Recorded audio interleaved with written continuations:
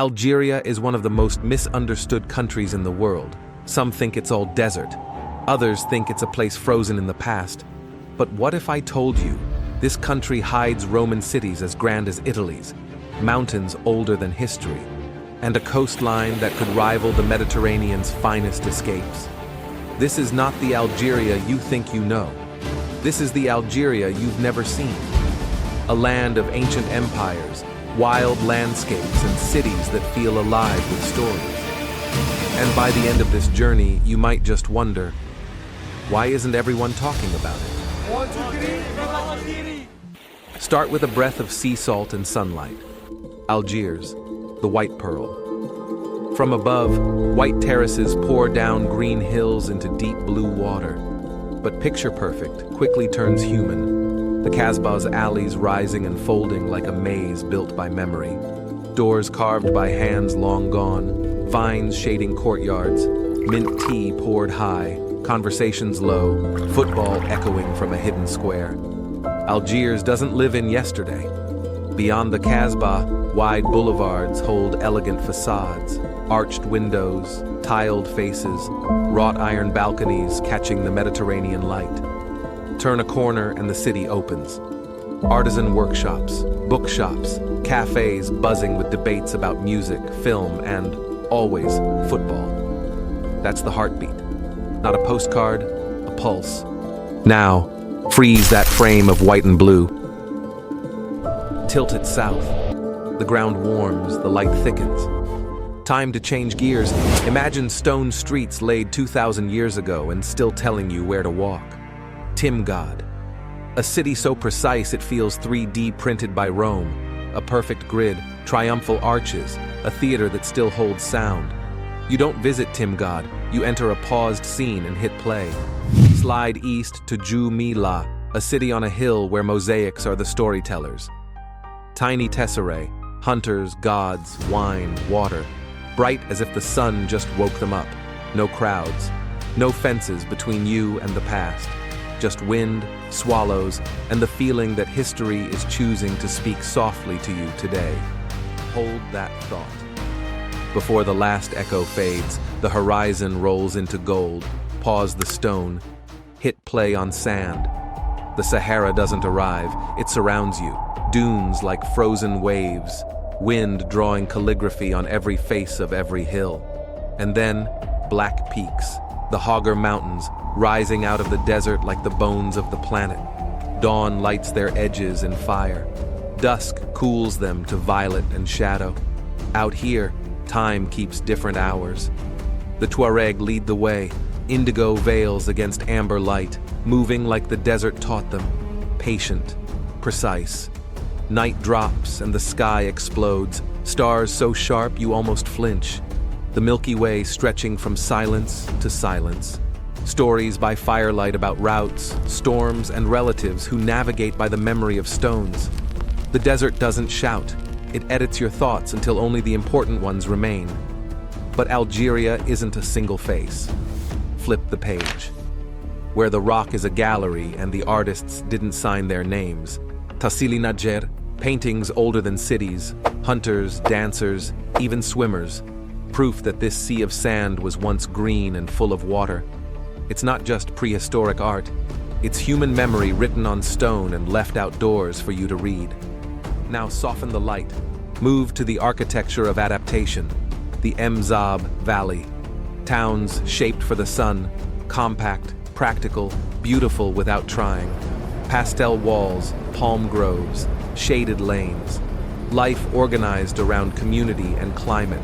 A lesson disguised as a landscape.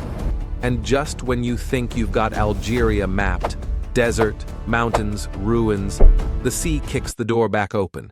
Cue Oran. If Algiers is a heartbeat, Oran is a drumline. Music in the air because this is where Rai sharpened its style and went global.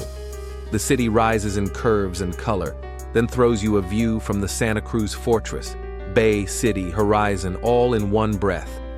Down below the seafront is a parade of motion. Families strolling, kids juggling a ball, old friends arguing about the big match like it's a national project. When a game is on, the whole city is commentary. Even the new arena pulses like a festival.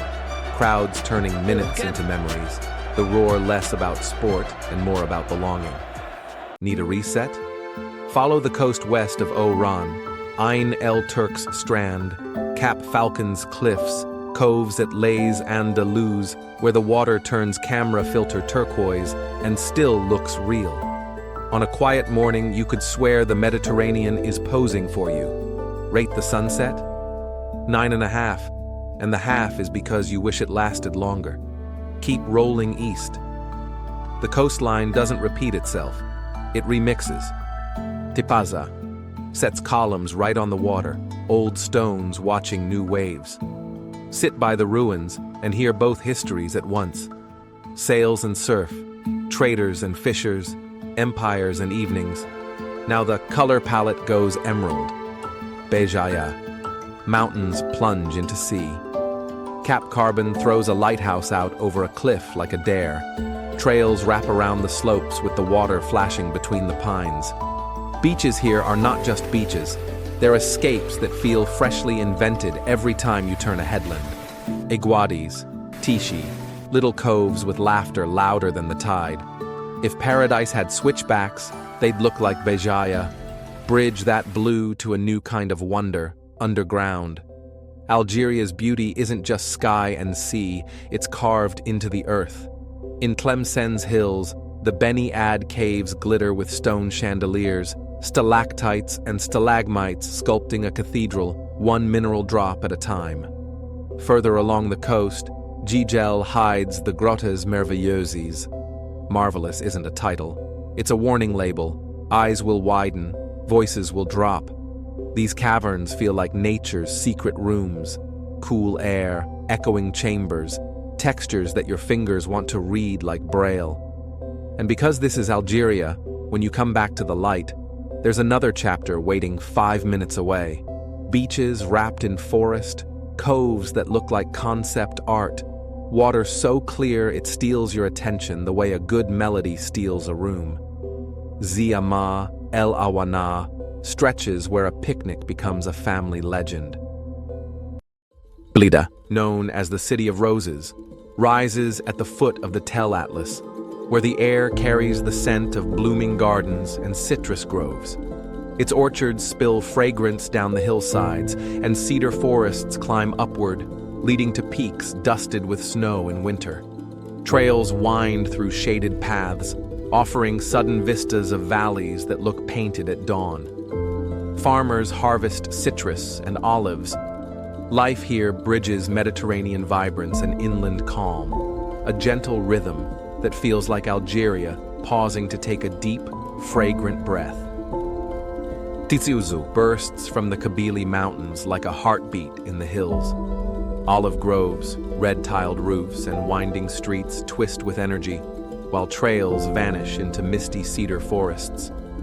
Waterfalls appear like secrets, villages cling to slopes, and every turn feels like a discovery. Here, Algeria's mountains don't just frame the country, they make it feel alive. Food is the bridge that ties every scene together. You meet Algeria at the table and realize you've been shaking hands with it all day. Market mornings, pyramids of olives, mint bundled like bouquets, loaves warm enough to fog the bag. Noon, sardines on the grill by the harbor, lemon cutting clean through the smoke. Night, couscous made a dozen ways, lamb melting off the bone, vegetables built like architecture, or seafood harvested 100 meters from where you sit. Tea comes sweet and high, poured with a flourish that doubles as a welcome. Culture isn't a museum box here, it's motion. Weddings spill into streets with ululation and dancing. A neighborhood lifts the chorus whether invited or not. Music starts in a living room and somehow ends up on a stage. And the mountains, the ones older than history, they don't just frame the country, they frame what you remember about it. The Aurès, the Tell Atlas, the Saharan Atlas, names that sound like chapters because they are. Cedar forests breaking fog in the morning, snow dusting peaks you didn't expect to see in North Africa, Roads that wrap around ridges and make every viewpoint an argument you can't win. Where do you look first? Here's the quiet trick Algeria plays on you. The clichés expire fast. All desert? You've stood in pine shade above a turquoise bay. Frozen in time? You've watched a city invent its evening in real time. Hard to reach? You've realized the most unreal things here are the moments, not the miles. So how do you summarize a place that refuses to be summarized? You don't. You sequence it, so the feeling carries you forward. Algiers teaches you to listen. Timgad and Jamila teach you to imagine. The Sahara teaches you to slow down. Tassili teaches you to remember. The Mzab teaches you to adapt. Oran teaches you to celebrate. Tipaza teaches you to blend past and present without apology. Béjaïa teaches you to keep your camera ready, even when you swear you're done taking pictures. The caves teach you to look where the map goes quiet. Blida teaches you that beauty blooms quietly. The beaches teach you that clear water is a spectrum with new shades here. And then football ties it with a bow. A ball arcs across a beach at dusk, and strangers become a team in 10 seconds. Goals here are scored on sand and asphalt and grass and in the air, because a cheer is a cheer whether it rises from a cafe, a living room, a stadium, or a shoreline. On match night, a city doesn't sleep. It hums. When people ask, "What is Algeria like?" show them movement. A call to prayer rolling across rooftops, a kettle singing, a bus cresting a hill to reveal an impossible bay, a scarf thrown over a shoulder, the pause before the first step onto warm sand in the morning. If you came for a single headline, you're leaving with a series. If you came to check a box, you're leaving with a list. If you came because someone said, "It's all desert," you're leaving with salt on your cheeks from a wave you didn't plan to catch. This isn't a pitch, it's a promise. Algeria is not one story. It's many, stacked, braided, layered, and they all invite you back. That's the test of a place you'll rewatch, relive, retell. It makes room for your second draft. So here's mine. Algeria is a review of paradise written by time, edited by wind, scored by waves, and signed by its people. And somehow, it still feels under-talked about. Maybe that changes now.